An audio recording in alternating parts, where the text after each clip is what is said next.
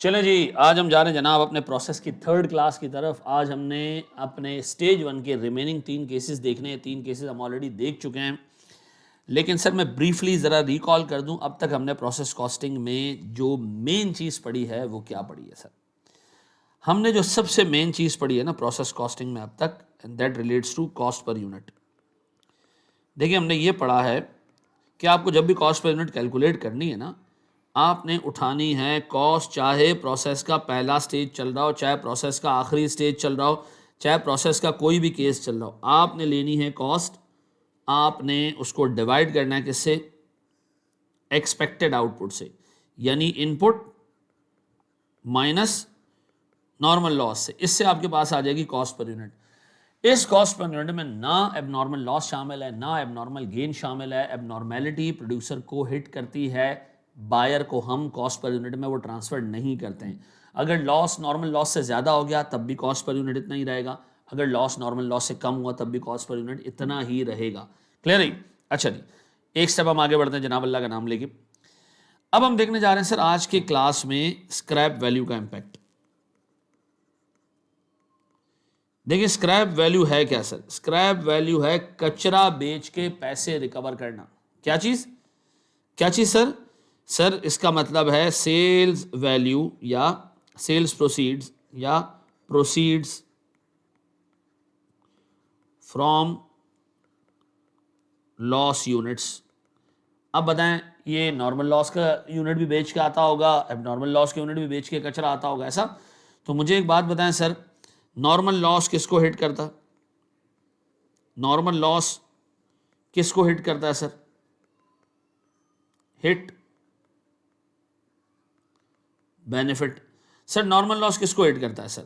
Hit का मतलब है किसको एब्जॉर्ब करना पड़ता है ये? सर बायर को। ऐसा क्योंकि हम कॉस्ट पर यूनिट क्या करते हैं? बढ़ा देते हैं। तो जो कचरा बेच के पैसे मिलेंगे उसका बेनिफिट भी किसको जाएगा? बायर को जाएगा। लॉस कौन बर्दाश्त कर रहा है? बायर। कचरा बेच के पैसे जो आएंगे उसको, उसका बेनिफिट कौन बर्दाश्त, कौन लेगा? बायर। एबनॉर्मल लॉस का क्या होगा सर?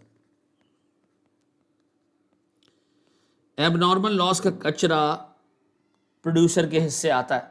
एबनॉर्मल लॉस का बर्डन, एबनॉर्मल लॉस की गंद, एबनॉर्मल लॉस का नुकसान सर सेलर के पास आता है, प्रोड्यूसर के पास आता है। तो इसका कचरा बेच के जो बेनिफिट मिलेगा वो भी किसके पास जाएगा? सेलर के पास जाएगा। ऐसा है, समरी याद रहेगी। नॉर्मल लॉस बायर का, रिकवरी का बेनिफिट बायर का, एबनॉर्मल लॉस प्रोड्यूसर का, रिकवरी का बेनिफिट भी प्रोड्यूसर का। डन। अब एक समरी आपके सामने मैं रख रहा हूं जो मैंने बनाई है, ये आपको सर याद रखनी है, ठीक है? इसका आपको भेजे में एक मतलब एक के क्या कहते हैं उसको, आपने जहन में ना इसका खाका बना के रखना है। बड़ा अच्छा वर्ड मैंने यूज कर लिया गलती से। अगर नॉर्मल लॉस की स्क्रैप वैल्यू है मेरे बच्चों, नॉर्मल लॉस की स्क्रैप वैल्यू है, तो सर नॉर्मल लॉस से चूंकि कॉस्ट पर यूनिट बढ़ती है तो नॉर्मल लॉस की स्क्रैप वैल्यू से कॉस्ट पर यूनिट नीचे आनी चाहिए। हम बायर को कहेंगे चूंकि नॉर्मल लॉस तेरा तो रिकवरी का बेनिफिट भी तेरा।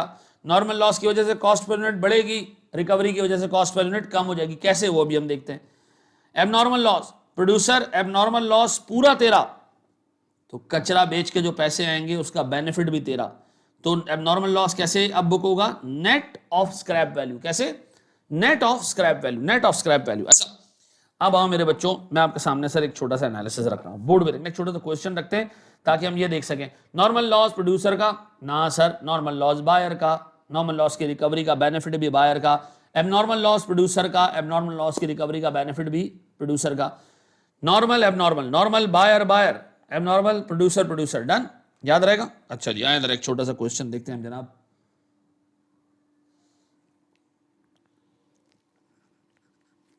वही हमारा अबाई क्वेश्चन सर, इसका पहला स्टेटमेंट क्वांटिटी शेड्यूल याद आ रहा है मेरे बच्चों? अभी हमने थोड़ी देर पहले, थोड़ी देर तो नहीं हो गए, एक दिन हो गया सर।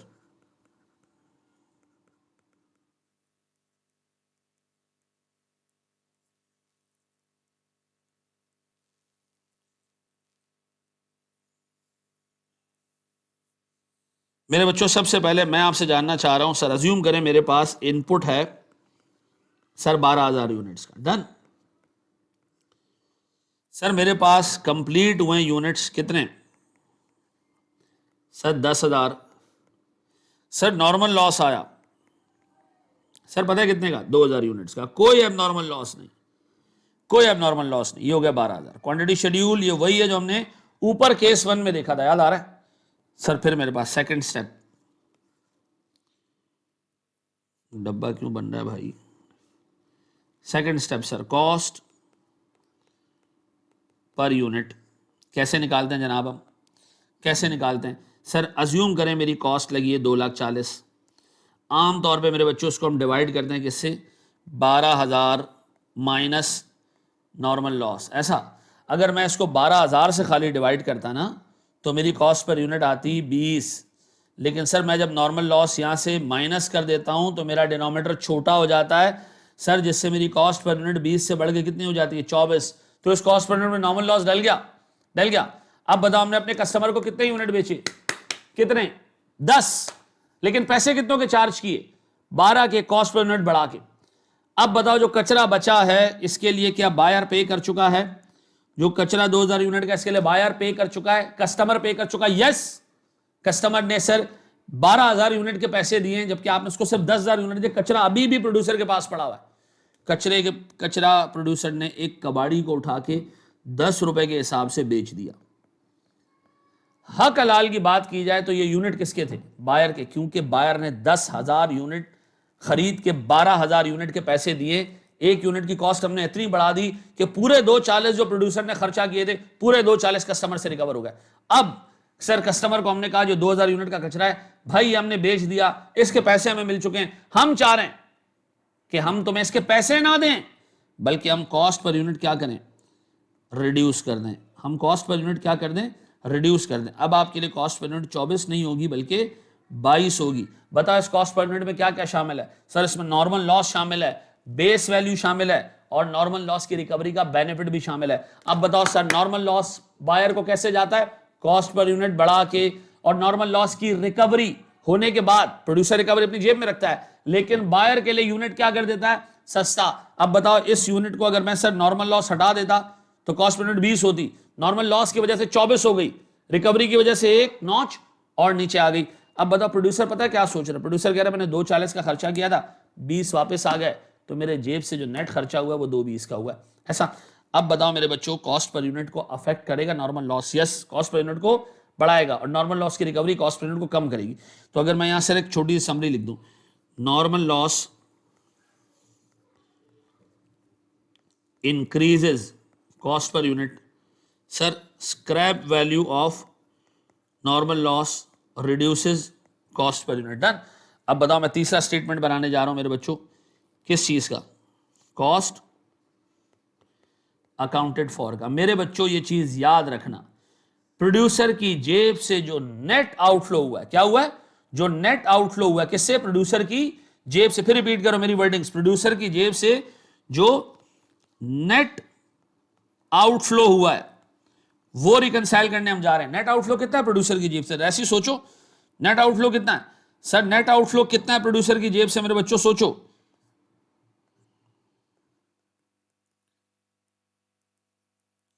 सर प्रोड्यूसर ने 2,40 का खर्चा किया था, प्रोड्यूसर ने 20,000 रुपए की रिकवरी का बेनिफिट प्रोड्यूसर की जेब में आ चुका है।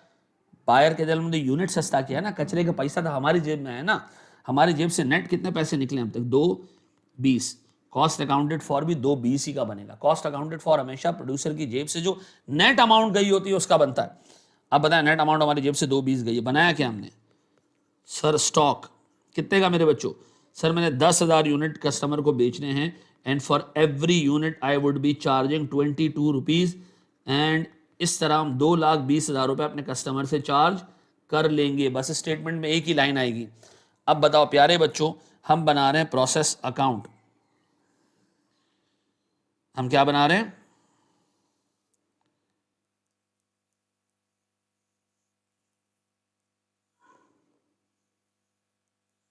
Process account. मेरे बच्चों इस साइड पे कॉस्ट कितने की, 2,40।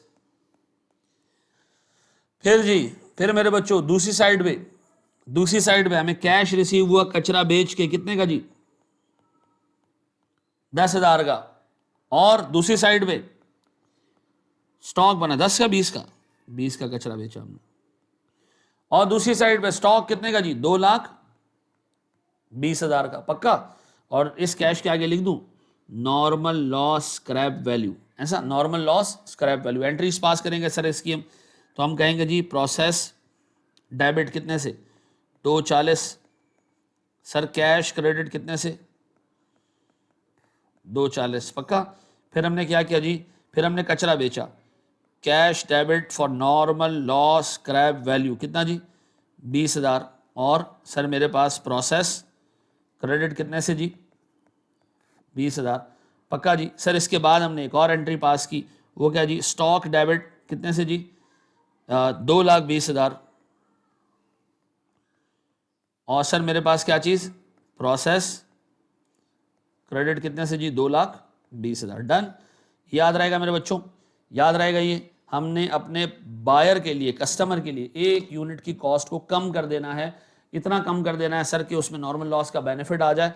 याद रहेगा, ये पूरा हिसाब किताब आपके सामने है, इसको अच्छे तरीके से सिंक इन करें, एब्जॉर्ब करें। नॉर्मल लॉस का कचरा बेचता प्रोड्यूसर है, पैसे अपने पास रखता है, कस्टमर के लिए यूनिट सस्ता कर देता है। डन, पक्का जी। एक स्टेप आगे जाएं।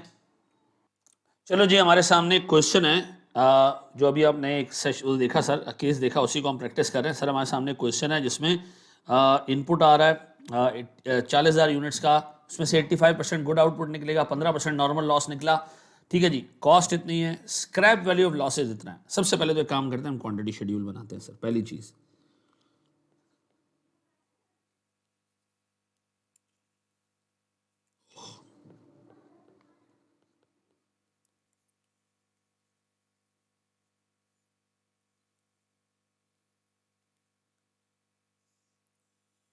क्वांटिटी शेड्यूल, सर मेरे पास सबसे पहले इनपुट कितने का भैया, इनपुट आ गया जी 40,000 यूनिट्स का। सर इससे आउटपुट कितना निकल रहा है, good output, complete units.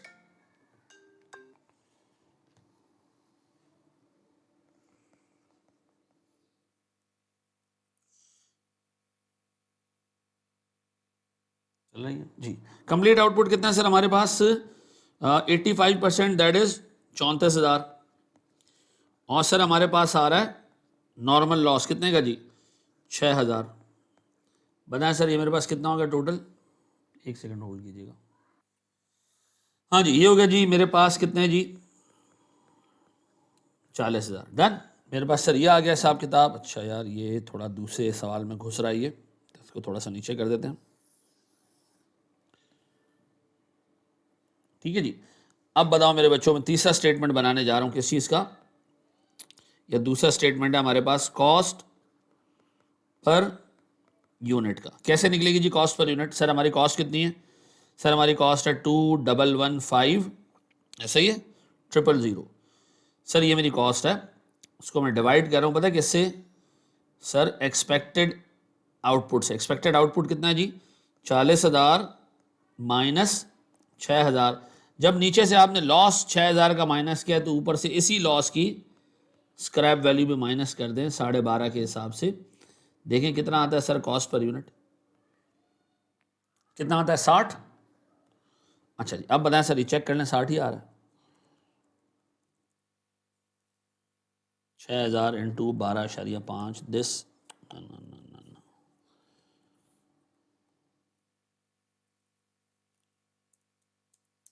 Is divided by 34,000 is 60। Done, very good जी। अब बताएं सर, मैं तीसरा स्टेटमेंट बनाने जा रहा हूं किस चीज का, कॉस्ट अकाउंटेड फॉर।